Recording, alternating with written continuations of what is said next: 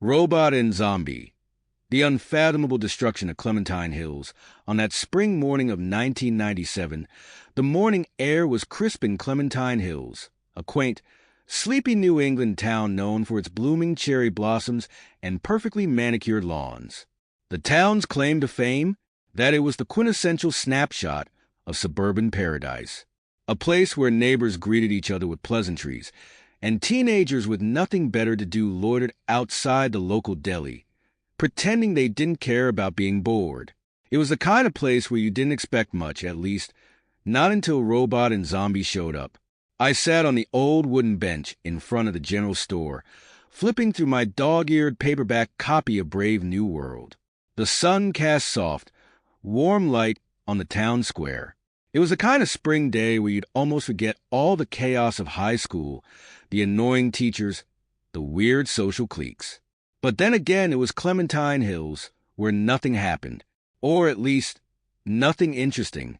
That's when I heard the unmistakable voice of Robot screeching from across the square.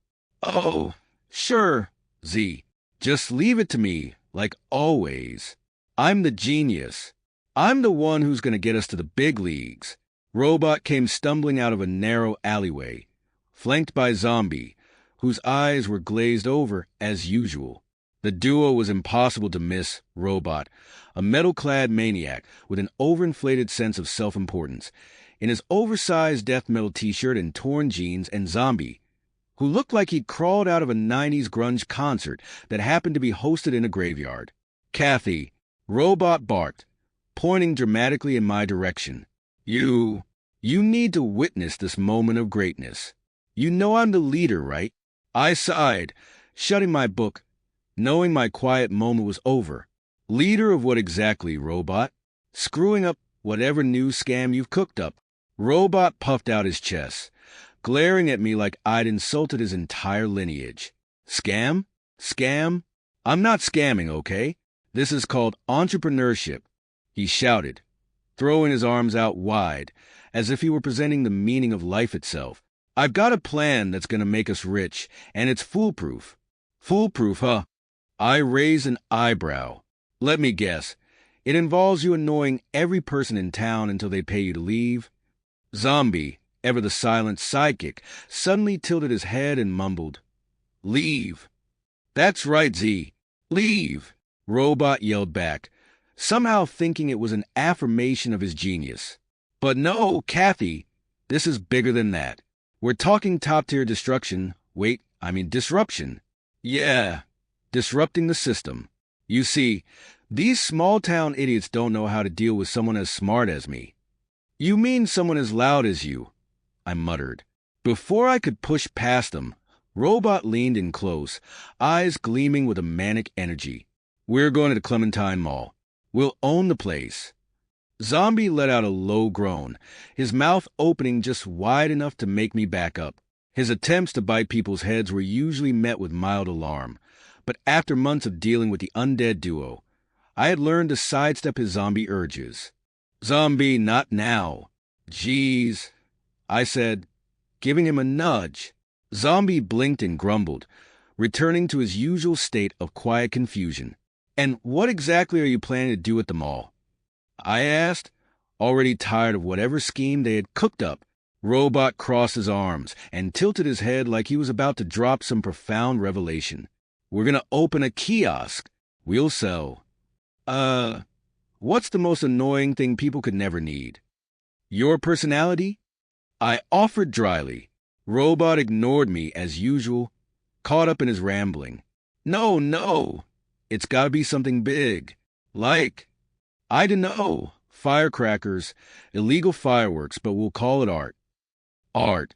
Yeah, art. That way. The cops can't do anything. It's genius, Cathy. Genius." The image of Robot and Zombie setting off fireworks in the middle of Clementine Mall flashed through my mind.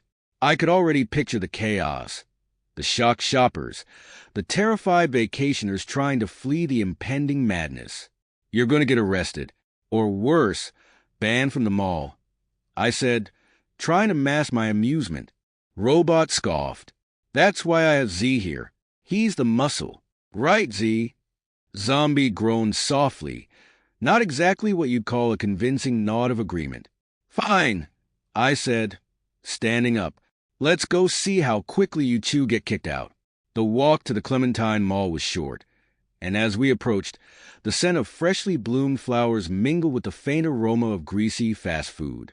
Families were meandering about, and groups of bored teenagers lingered outside the arcade.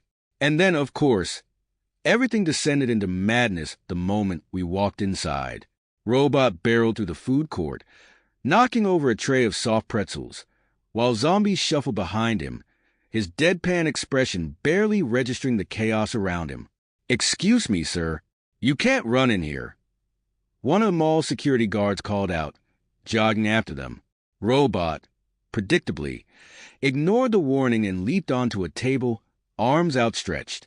"People of Clementine Hills," he bellowed, his voice echoing through the atrium. "Behold the future of art, explosive, exciting, untamed by rules."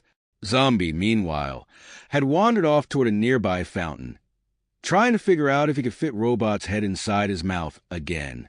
"Robot, you're going to get us all banned," I hissed, but it was too late.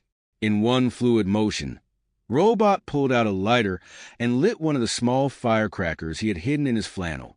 The thing fizzled, crackled, and then exploded with a sharp bang, sending half the food court into hysterics. Screams, shouts, and the unmistakable sound of more security guards running in our direction filled the air.